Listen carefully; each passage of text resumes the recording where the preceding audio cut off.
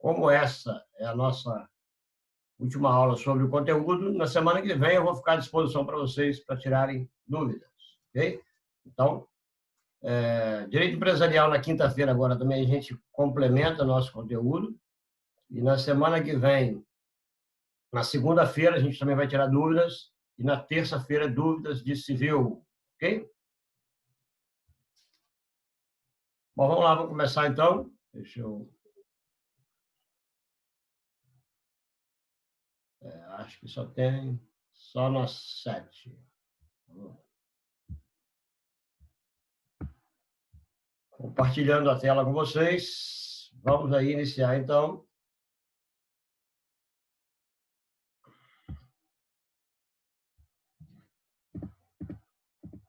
Aquisição da propriedade móvel. Né? Nós acabamos de ver a aquisição da propriedade imóvel, né? É só lembrar da rua, que a gente viu o registro, uso, capião e acessão. E aqui também não é diferente, nós temos algumas formas originárias e algumas formas derivadas, misturadas entre si aí, e o código traz 6 modos de aquisição de propriedade móvel. A gente vai ver cada uma delas agora. Uso, capião, ocupação, achado do tesouro, tradição, especificação e confusão, comistão e adjunção. São institutos assim excêntricos, né? Mas a gente tem que dar asa à nossa imaginação, porque a gente vai observar que esses últimos, principalmente, né?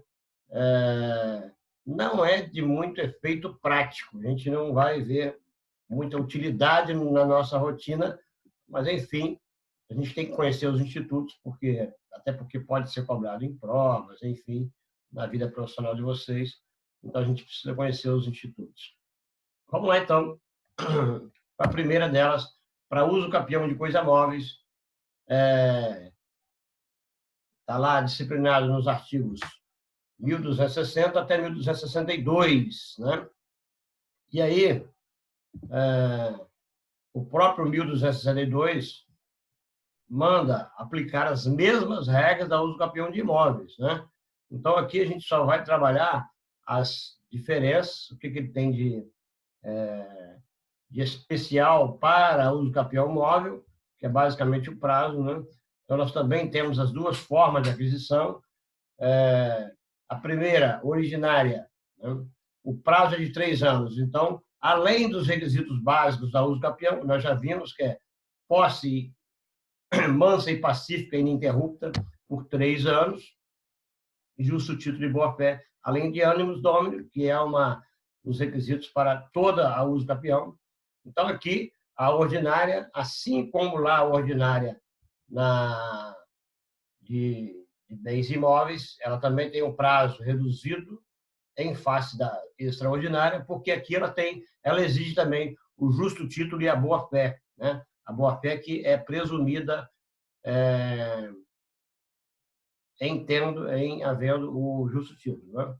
E, então, a uso capião de coisa móvel, quando você tem justo título e boa-fé, prazo de 3 anos. Pergunta que não quer calar. Existe alguma uso capião com prazo menor? Vou abrir para vocês aí. Existe alguma uso capião, alguma espécie com prazo menor que 3 anos?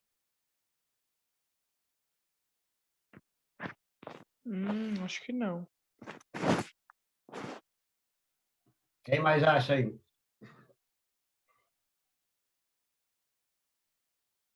Estão lembrados da uso capião familiar ou uso capião conjugal, que são 2 anos, né?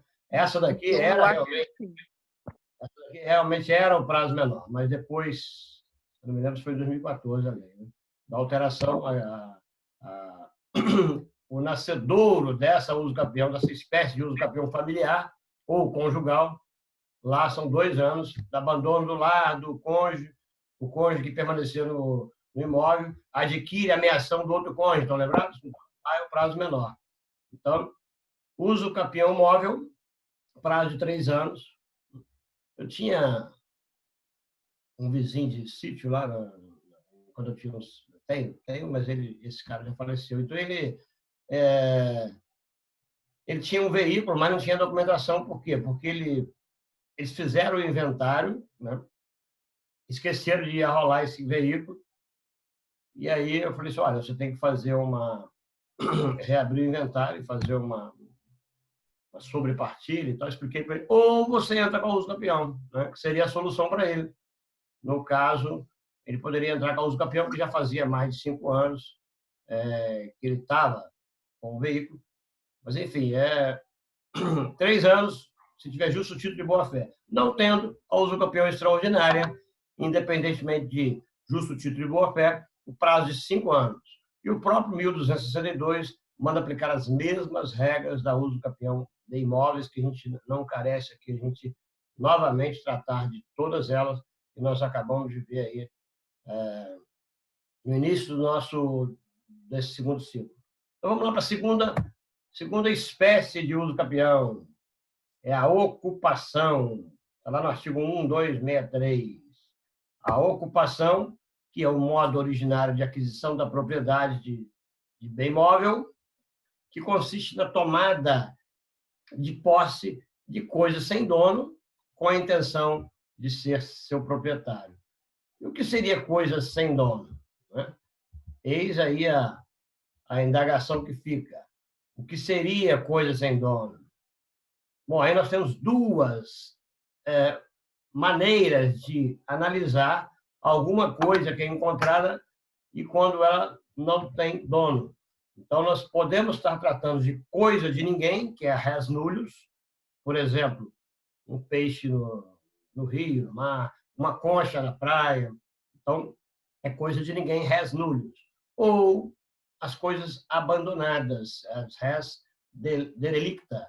A res derelicta não basta que você encontre, você tem que ter assim uma presunção, pelo menos indícios de prova de que ela foi abandonada, né? Que ela foi despojada, que ela foi desprezada pelo seu proprietário. Como exemplo aí, você passa no terreno baldio e vê lá uma televisão velha jogada, né? Aí há uma presunção de que, por exemplo, no depósito de lixo você vê lá um fogão, uma geladeira, enfim, aí há uma presunção de que ela foi abandonada, né? Agora, nós não podemos confundir com coisa perdida. Inclusive, isso eu já falei para vocês lá no artigo 1233, acompanhe no código, que lá nós temos um outro instituto, nós temos o Instituto da Descoberta, que é um instituto que não se confunde com a ocupação. A ocupação, então, é quando você toma posse e depois você vai acabar tendo propriedade de coisa abandonada. É a mesma ocupação, a mesma situação das teorias da aposta no gráfico. Só que aqui você adquire a propriedade. Então, veja bem, a descoberta no artigo 1233 ocorre quando você encontra alguma coisa de terceiro, de alguém, né? Artigo 1233. Quem quer que ache coisa alheia perdida há de restituí-la ao dono ou legítimo possuidor. Eu já falei isso com vocês, você tem obrigação de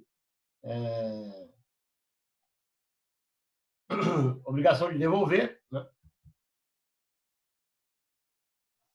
E o parágrafo único diz o seguinte: não o conhecendo, o descobridor fará por encontrá-lo, e se não o encontrar, entregará a coisa achada à autoridade competente. Então, você tem obrigação de entregar ou ao proprietário, se não for conhecido, se você não conseguir encontrá-lo, você tem que entregar à autoridade competente. Então, não se confunde coisa perdida, que é a ocupação, que é a descoberta, perdão, do 1233, com essa forma de aquisição da propriedade aqui, que é da ocupação. Geralmente coisas menores, sem tanta importância, tanta significância, mas é uma forma de aquisição da propriedade, está no artigo 1263. Eu coloquei uma observação, aliás, é até a terceira observação aí que eu coloquei só uma atenção, é que sustentada não só por Caio Mário, mas por outros doutrinadores, é que acontece muito na relação de consumo, né? Esses comércios, aqui mesmo perto da minha casa, tem um rapaz que conserta bombas de água, liquidificador, essas coisas menores, e lá tem um cartaz, tem uma placa, né? Em caso não procure com 3 meses, né, é como se ele assumisse a propriedade. Né? É claro que esses bens não reclamados, isso é ilegal, é ilícito, não pode, claro que não. Né? Nós não temos essa regra em nosso ordenamento, enfim. Então, mas a gente vê muito isso em lavanderia, transportadora, o próprio Correio. O Correio tem uma... Minha esposa tem uma franquia dos Correios, e lá eles têm um regulamento onde a coisa, depois de... Aí tem lá, não sei se são 6 meses, quando não é procurada, ela vai para um setor que eles chamam de... Não é descarte, não, é refúgio, alguma coisa assim. Eu não sei por quanto tempo vai ficar lá, mas, enfim, se tiver essa placa, vocês já sabem que isso não é lícito. Ok?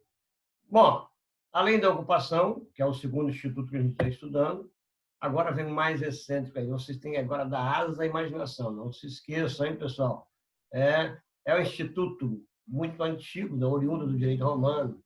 Está lá nos artigos 1264 até o 1266, que é do achado do tesouro.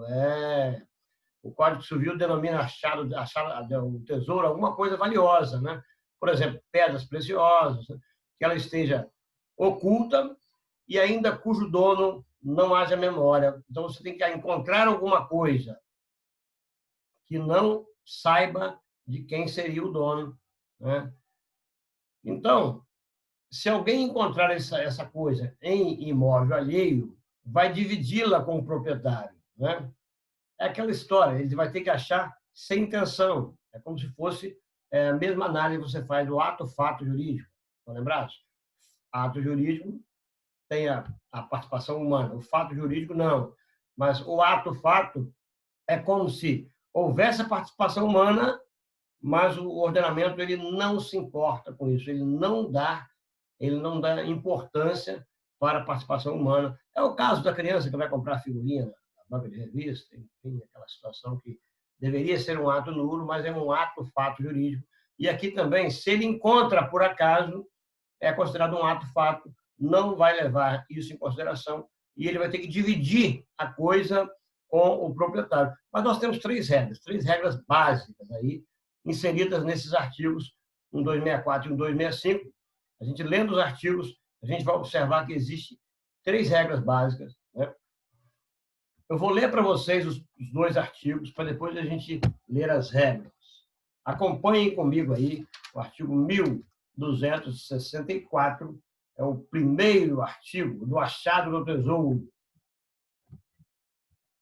Vamos lá, 1264. Aliás, Annelise, por favor, leia para a gente. Artigo 1264, você que acordou aí animada com o direito civil, por favor. Pode ler, então? Por favor. Tá. É esse que está aí na tela? Não, aí eu só coloquei as regras básicas, mas eu retirei, extraí isso daí do artigo 1264. Você vai ler no código, por favor. Ah, tá. Peraí, então. 1264. Pode ser.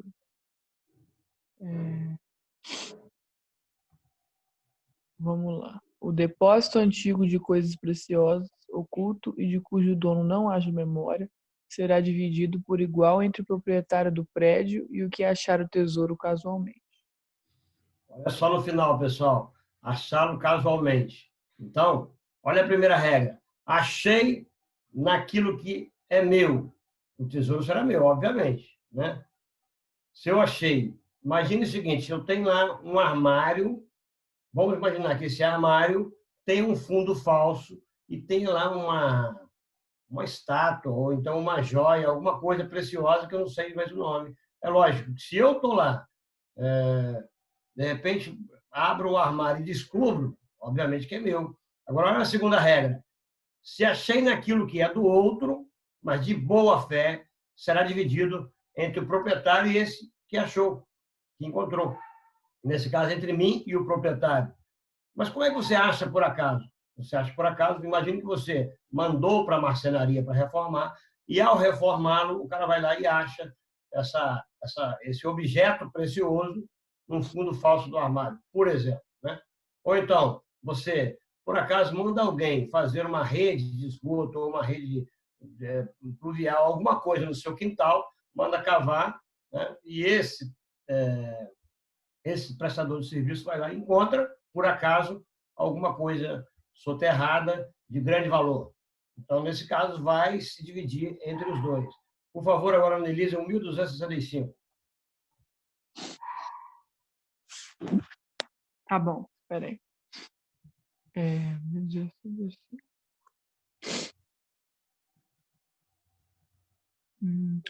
O tesouro pertencerá por inteiro ao proprietário do prédio se for achado por ele ou em pesquisa que ordenou, ou por terceiro não autorizado. Então, veja bem, se eu tenho lá o meu terreno, né, e eu cismei que tem alguma coisa enterrada, por exemplo, de grande valor, aí eu vou contratar alguém para pesquisa, para perfurar, nesse caso será meu. Ele está ali, a meu mando, a meu comando, então seria meu. Ou se eu achá-lo também, né? Ou se alguém achar desautorizado. Imagine que o vizinho ouviu falar que tem alguma coisa preciosa soterrada lá no terreno do vizinho, e ele vai lá cavar sem minha autorização, também será meu. É lógico que aí a gente utiliza a regra da boa-fé e da má-fé, né? Nesse caso, é a terceira regra, achei naquilo que é do outro de má-fé. O tesouro será do outro. Essa má-fé aí vai ficar caracterizada quando ele não está autorizado a procurar. Então, nesse caso, só haverá metade, pessoal, se for de boa-fé. E quando será de boa-fé? Quando ele achar por acaso. Quando ele achar por acaso, né? Então, eis aí uma forma de aquisição da propriedade imóvel, do achado do tesouro. E o artigo 1266 traz uma regra do enfiteuta. Eu já falei sobre a enfiteuse, né? A enfiteuse é aquele instituto onde se divide o domínio, né? É como se fosse, entre aspas, né, um aluguel perpétuo, onde o domínio é dividido em domínio útil, que é explorado pelo enfiteuta, o imóvel, e tem o senhorio direto, que é o proprietário, o verdadeiro proprietário do imóvel. Mas, nesse caso, como o enfiteuta que utiliza, como ele que tem o domínio útil, o código privilegiou o enfiteuta na hora de fazer essa análise do imóvel. Olha só o 1266. Achando-se em terreno aforado, o tesouro será dividido por igual entre o descobridor e o enfiteuta, ou será deste por inteiro quando ele mesmo seja o descobridor. Quer dizer, ele repete a regra anterior, só que agora ele está privilegiando o enfiteuta. Ah, mas para que tem que ter essa regra? Gente, se não tivesse essa regra, em imóveis aforados, que ainda existem, né?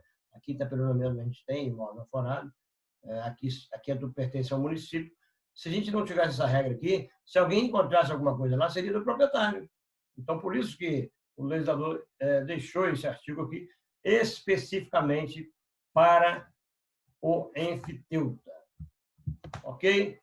E lembrando, eu coloquei no material de vocês que existe um crime tipificado no inciso 1, no parágrafo único do artigo 169 do Código Penal, que é apropriar da cota que tem direito o proprietário do prédio. Se o proprietário do prédio, então, não dividir com o descobridor, ele, então, comete crime tipificado no artigo 169 do Código Penal.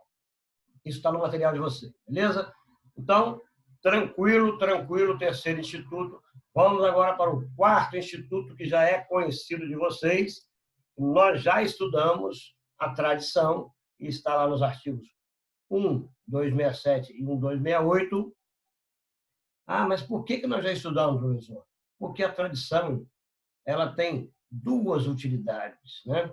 Nós já vimos que ela serve para transmitir posse, e aí ela transmite a posse tanto para móveis quanto para imóveis. E, além disso, aqui, na aquisição da propriedade imóvel, ela consolida a aquisição da propriedade, né? Isso significa dizer o seguinte, que pelo sistema do Código Civil Brasileiro, somente o contrato não transmite propriedade, né? Eu já falei com vocês que o contrato gera apenas obrigações. Um contrato de compra e venda, vamos imaginar que a Annelise está comprando um carro da Lívia, né? O contrato de compra e venda, ele apenas vai gerar obrigações. A Lívia de pagar o preço e a Annelise de entregar a coisa, né? Essa aquisição da propriedade somente se consolidará com a tradição. Mas, professor, mas imagine que a Annelise já fez um contrato de compra e venda e, além disso, preencheu aquele recibo do Detran, já foi no Detran, já foi no cartório, reconheceu a firma, agora a Lívia é proprietária? Não, ainda não. Ainda não. Por quê? Só vai se consolidar a propriedade em nome da Lívia quando ocorrer a tradição. Então, vamos imaginar o seguinte, a Anelisa e Lívia estão lá no meio da transação negocial, e aí já fez o recibo, já foi no cartório, aí, agora vamos lá no cartório para reconhecer a firma. Aí, o tempo inteiro, a Lívia, sabendo, né, sabendo que ainda não é proprietária, aí a Anelisa falou, toma aqui a chave, Sara. Sara, perdão, Lívia. Não, não, não, você que vai dirigindo. Você vai dirigindo. Né? Por quê? Significa que ela ainda não teve a posse e vamos imaginar que ocorra um acidente e o carro é destruído naquele caminho. Quem vai perder? Res, perit, domino. Lembraram, né? Res, perit, domino. Nesse caso, a Annelise ainda vai perder. Por quê? Porque ela ainda é proprietária. Só haverá a transmissão da propriedade quando ocorrer a tradição, né? Que consiste na entrega da coisa do alienante, que é a Annelise, ao adquirente, que é a Lívia, nesse exemplo nosso, com a intenção de transferir o domínio. Por quê? Porque, de repente, se for com a intenção de transmitir posse, nós vimos lá que a tradição também transmite posse de coisa móvel e coisa imóvel. Né? Então, com essa entrega, então, torna-se pública a transferência. Beleza? Eu já falei para vocês, mas vamos só dar já passando aqui, dar uma olhadinha naquelas espécies de tradição que eu falei para vocês que a gente estudou lá no primeiro bimestre, né? A tradição real, a entrega efetiva da coisa, a tradição simbólica que ocorre com a transmissão de alguma coisa que vai identificar a transmissão da propriedade. Eu dei exemplo das chaves de um apartamento, ou aqui nesse caso, como é coisa móvel, seria as chaves do automóvel. Né? Se a Annelise tivesse transmitido as chaves do automóvel para a Lívia, olha, toma aqui, o carro é seu. Então, há uma espécie de transmissão, há uma espécie de tradição simbólica. A chave vai simbolizar aqui a entrega da coisa. Né? E, além disso, nós vimos também que nós temos lá a tradição ficta, ou a fictícia, que é uma ficção jurídica, que dá ela se dá por presunção, né? E aí nós temos as duas transmissões por cláusula contratual, que é a traditio brevi manu e a cláusula constituinte, que estão nesses artigos da tradição, no 1268, né? Então, vamos ler aí os artigos só para a gente ratificar o que eu estou falando. Bom, artigo 1272 do Código. As coisas pertencentes a diversos... Perdão, gente, errei aqui, era 1267. Perdão. A propriedade das coisas não se transfere pelos negócios jurídicos antes da tradição. Ok? Então, nesse caso, nesse nosso exemplo, a Annelise ainda é proprietária. Parágrafo único. Subentende-se a tradição quando o transmitente continua a possuir pelo constituto possessório, quando cede ao adquirente o direito à restituição da coisa que se encontra em poder de terceiro, ou quando o adquirente já está na posse da coisa por ocasião do negócio jurídico. Essa segunda parte é exatamente a traditio brevi manu. Continuando, 1268. Feita por quem não seja proprietário, a tradição não aliena a propriedade, exceto se a coisa oferecida ao público ou leilão ou estabelecimento comercial for transferida em circunstâncias tais que, ao adquirente de boa-fé, como a qualquer pessoa, o alienante se afigurar dono. Aqui é o princípio da aparência. Né? O princípio da aparência, ele resguarda os direitos do adquirente de boa-fé. Né? Qual é a regra geral? Se o adquirente, aquele que recebeu a tradição, recebeu daquele que não é dono, aí é a venda a non domino, né? Mas existe uma presunção de que para resguardar os direitos desse terceiro. E se ele adquiriu no leilão público, por exemplo? E se ele adquiriu num estabelecimento comercial onde eles vendem aquilo? Então, há uma presunção de boa-fé, e nesse caso, o Código resguarda o direito dele. E o parágrafo 1º também consolida essa ideia, dizendo o seguinte: se o adquirente estiver de boa-fé e o alienante adquirir depois a propriedade, considera-se realizada a transferência desde o momento em que ocorreu a tradição. Aqui está dizendo o seguinte: houve a tradição, houve o questionamento da propriedade, mas a propriedade se consolidou para aquele alienante. Então, essa tradição vai ser válida. E o parágrafo 2º não transfere a propriedade à tradição quando tiver por título um negócio jurídico nulo, né? A nulidade aí, então, tira o efeito da transmissão da propriedade, por consequência, também anula essa tradição. Eis aí, então, as regras da tradição, sem maiores detalhes, porque nós já estudamos as espécies de tradição. Ok, pessoal? Mas a tradição, então, só relembrando, ela transmite posse de bens móveis e imóveis e também transmite propriedade de coisa móvel. Passando, então, para o nosso próximo instituto, que é o Instituto da Especificação. Novamente, eu vou relembrar a vocês que deem asas à imaginação, ok? A especificação é um instituto regulado por artigos 1269, 1270 e 1271. Então, ele ocorre quando alguém, trabalhando em matéria-prima, obtém coisa nova. E aí, eu também eu coloquei 3 regras extraídas dos artigos, né? As regras, elas definem quem será proprietário. Então, vamos imaginar que alguém esteja com... Vamos imaginar o seguinte exemplo. Imagine que eu estou fazendo alguma obra na madeira, né?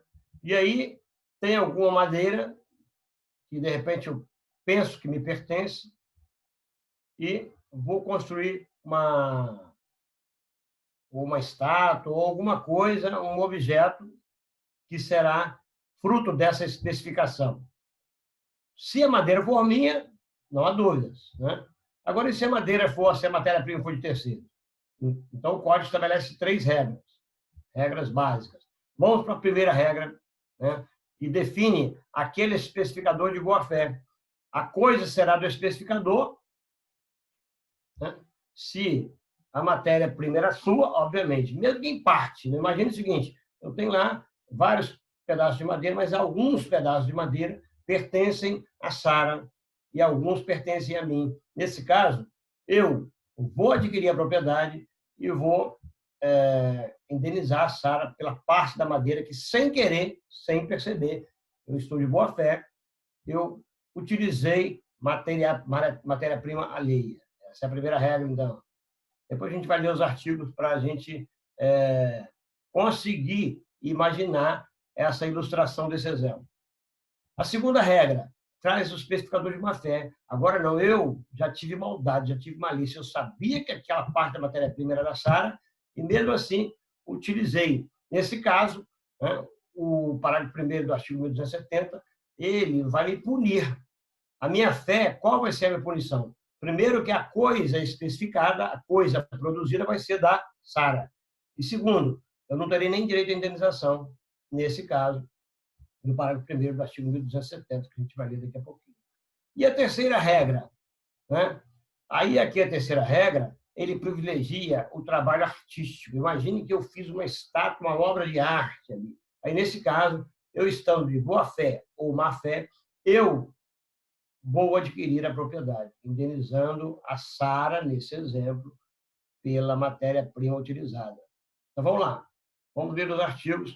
E agora eu vou pedir a Sara, por favor, para ler os artigos da especificação, começando pelo 1269, para consolidar a ideia das regras que a gente acabou de ler.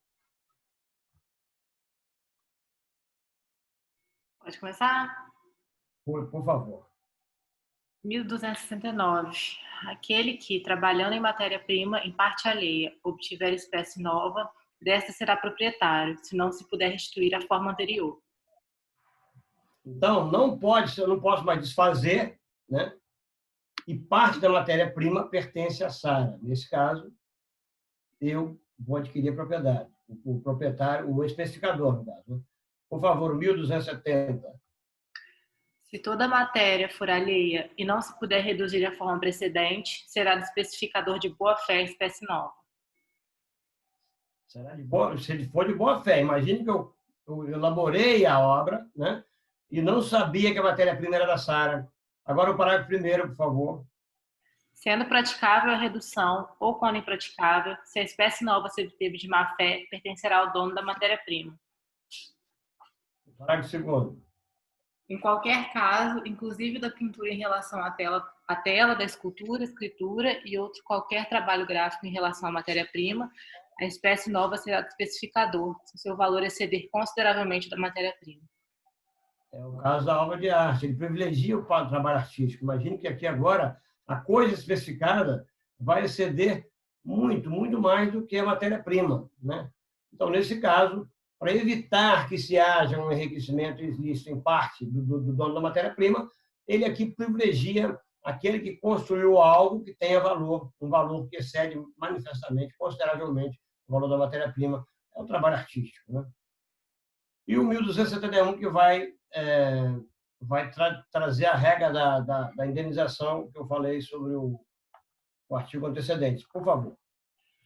Aos prejudicados, nas hipóteses do artigo 1269 e 1270, se ressarcirá o dano que sofrerem, menos ao especificador de má-fé, no caso do parágrafo 1º do artigo antecedente, quando irredutível a especificação. Lembra daquela situação? Imagine que eu construí, não posso mais voltar atrás, mas eu sabia que o material que a matéria-prima era da Sara.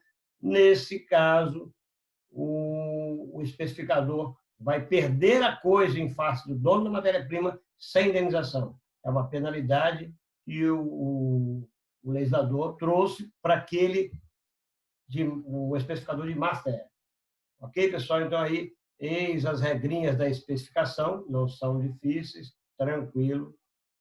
Vamos, então, passar para o último instituto, o Instituto da Confusão, da Comistão e da Adjunção. Estão lá nos artigos 1272 a 1274. E de cara, eu já vou dizer para vocês o seguinte, o legislador escreveu comissão, não sei se vocês podem observar aí. Alguns códigos até trazem uma observação, né? Porque claro que isso aí foi um erro formal, um erro de grafia. O legislador errou. Na verdade, não é comissão, é comistão, né? E o meu código, por exemplo, traz até uma observação. Mantivemos comissão conforme publicação oficial. Entendemos que a correta seria comistão. Eu não sei se o código de vocês trazem isso. O meu código anterior nem trazia isso, mas a doutrina corrige essa falha do legislador.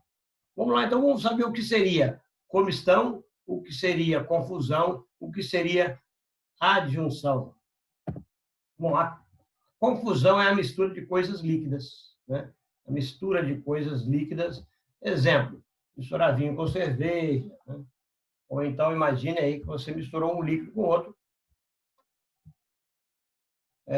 Aí eu vou pedir novamente para vocês darem asas à sua imaginação. Imagine que dois vizinhos têm um alambique e os tonéis ficam próximos e alguém mistura uma cachaça com outra, por exemplo, uma produção de um com outro.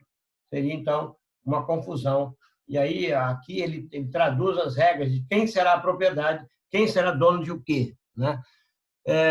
A combustão é a mistura de coisas sólidas ou secas, né? Vamos novamente utilizar a imaginação. Imagine assim que duas propriedades, dois produtores de café, cada um lá está com o seu monte de café em grãos, e aí dá uma ventania e mistura tudo, né? Dá uma ventania e mistura tudo. De quem será a propriedade? E aí a gente vai, então, trabalhar essas regras. E a adjunção, que é a justa posição de uma coisa a outra, é até mais difícil de se imaginar, mas dei exemplo aí de, por exemplo, jogar uma tinta na parede, ou então uma barra de ferro derretida em outra barra de ferro ou em qualquer outro metal, né? São situações esdrúxulas, mas, enfim, o código define de quem será a propriedade, porque se as coisas forem misturadas, obviamente que se as coisas forem misturadas por má fé de alguém,